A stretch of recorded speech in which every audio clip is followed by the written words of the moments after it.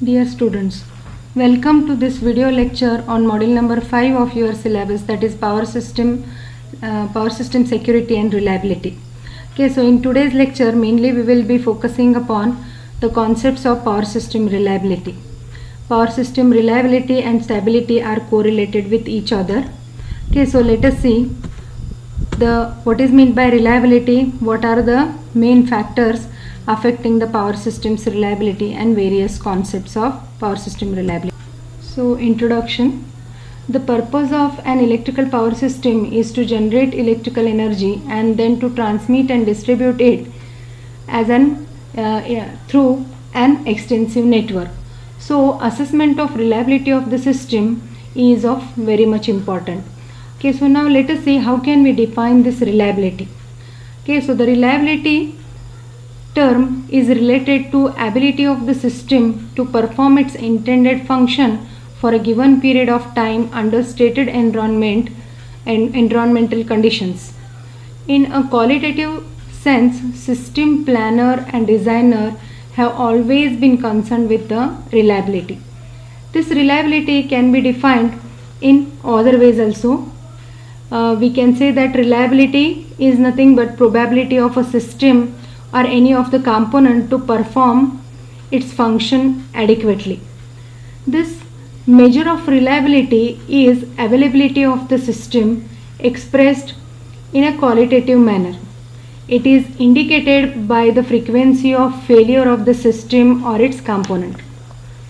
If there is no failure in the system is 100% reliable, but it becomes unreliable if the frequency of failure increases beyond an acceptable limit. So modes of failure of a system need to be studied here, or we must know why these failures happen in a power system so that it affects on the reliability. Now here are the various modes of failure to which a system suffers. Okay, so we can see that there are three modes of failure. First one is mentioned here as early failure. Second one is wear out failure, and third one we say that it is a chance failure. So now let us see what is meant by early failure. Early failures are due to the use of substandard components and can be effectively eliminated by trial run before the actual operation. This is known as debugging, where the substandard components are detected and then replaced. Okay, so that is all about the early failure. Okay, so before we install any component, we are checking for its quality, and if the product is of substandard quality, then it will fail in the early stage only. That we consider as early failure. Now next one is the wear out failure. This wear out failure, it happens because of wearing out of the component and can be presented by periodic overhauling or preventive replacement during the operation. So that we call as a wear out failure. In simple words, by continuous usage of any device or the system, okay, it may get wear and tear, and due to that there may be the failure. So that type of failure we call as a wear out failure. Now coming to the third mode of failure called as a chance failure.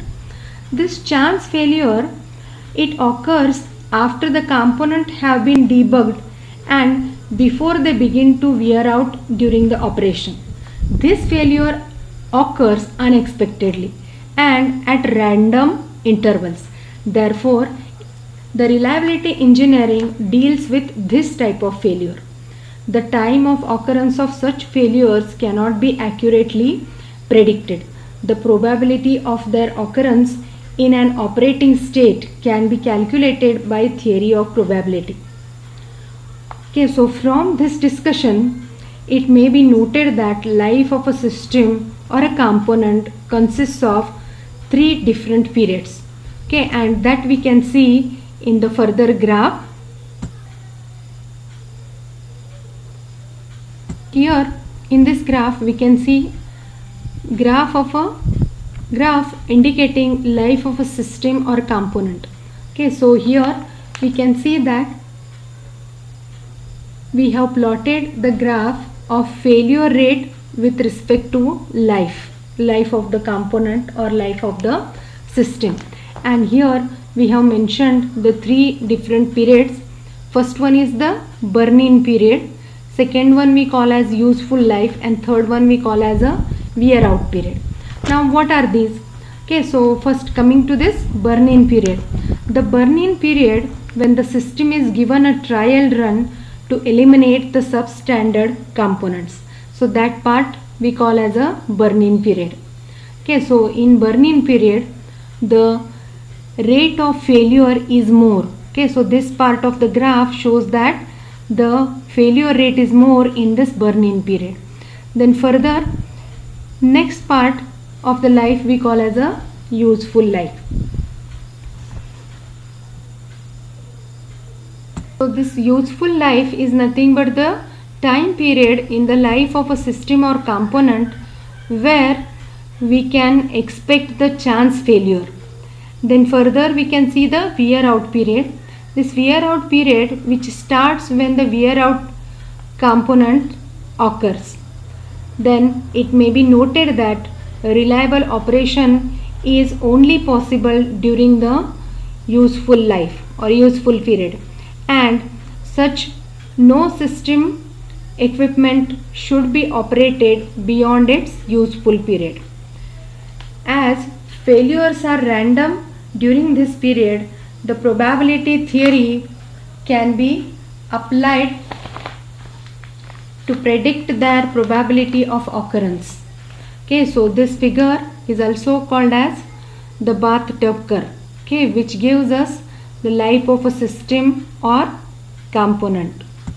So in order to do this reliability study of a system or a device, there are some of the reliability indices which we are going to use, and in terms of these reliability indices we can measure the reliability of the system. So let us see what are these reliability indices. Okay, so here we have shown the operation of a component. Okay, so here this part we have shown that it is up, then this part we are calling as down. Okay, then again this is up and this is down, and the transition is taking place from up to down in presence of fault. Then transition from down to up is taking place in presence of the repair. Okay, so this shows the up and down state of operation of any component. Okay, so here what we are taking, the generating unit may be either up or down, that is it is available or not available for the service. When it is in up state, it may enter into down state due to fault. From down state, it can enter into the up state through repair. Okay, so this is how we are going to consider the up and down states. With this concept, now let us see how these reliability indices can be defined. Okay, first we are going to study the first reliability indices named as MTBF. Okay, so for defining this MTBF is nothing but mean time between the failure. Okay, so how it can be defined?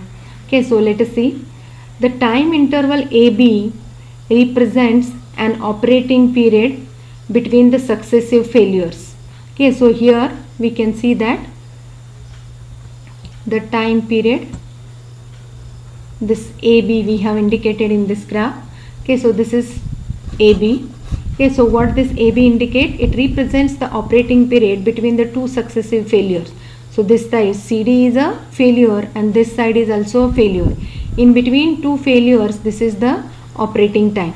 So AB represents the operating time between the two failures. Okay, so now such intervals are noted and the mean time between the failure can be calculated in this way. So this MTBF is nothing but sum of operating periods divided by number of failures, and we are also going to denote it by the symbol small m. Then Further, this MTBF, it represents the mean state and it is indicated by M. MTBF indicates the average period during which failure-free operation is expected. Similarly, instances may be found out when failures occur after a longer operating time. The reciprocal of MTBF can be given as this lambda, and this is called as mean failure rate. So what is that reciprocal of MTBF? It is nothing but number of failures divided by sum of operating periods. Okay, so we call it as mean failure rate, and it is indicated by this symbol lambda here. Now we can see that the time interval CD in the figure represents the down state between the two successive up states, and therefore the mean downtime R is given by R is equal to total downtime divided by total number of down states. Okay, since the repair is taken up as soon as the unit is down, therefore the reciprocal of R is the mean repair rate mu.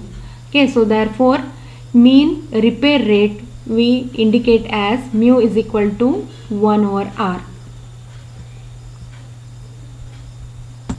So these are some of the important reliability indices. Now let us see the steady state reliability expression. Okay, how can we derive the expression for reliability? Okay, so for that purpose, from the above discussion, the probability of unit remaining in up state is given by P up is equal to M divided by M plus R. Reliability of a unit is its probability of remaining in operating condition. Reliability of the unit can also be defined as R, and it is same as P up. And now for P up we have written the equation as M divided by M plus R, which is equal to M divided by capital T, and to this equation we are calling as equation number 1. Now what are the notations we have used over here? Okay, so M is nothing but the mean operating time, and capital T, which is the sum of M plus R, is the mean cycle time. So now equation 1 signifies the average availability rate. Similarly, unreliability Q of a unit is its probability of failure and can be expressed as Q is equal to P down, and it is equal to R divided by M plus R. So it is equal to R divided by T, where this M is nothing but reciprocal of this lambda and R is nothing but reciprocal of mu. So now equation 1 and 2 we want to express in terms of these two reliability indices, lambda and mu. Okay, so how can we express them? Okay, let us see here. Okay, so R, which is notation for reliability, it is equal to mu divided by lambda plus mu, and to this also we are calling as equation 1, rather it is 1a. Then Q, which is unreliability, it is denoted as lambda divided by lambda plus mu. So this is the expression for reliability R and unreliability Q. So now what is this Q? Okay, so this Q is nothing but, let us assume that Q's value is equal to 0.02 for a unit for a cycle time of 1 year. The forced outage period is 0.02 into 365 days of a year. So we get the answer as 7.2 days per year. So if Q unreliability is 0.02 means that device will be unavailable or it is failed for 7.3 days in a year. So that is what this Q is indicating. Okay, and since the failure and operation are complementary to each other, we can give the expression R plus Q is always equal to 1. So this is all about the reliability of power system and the various reliability indices.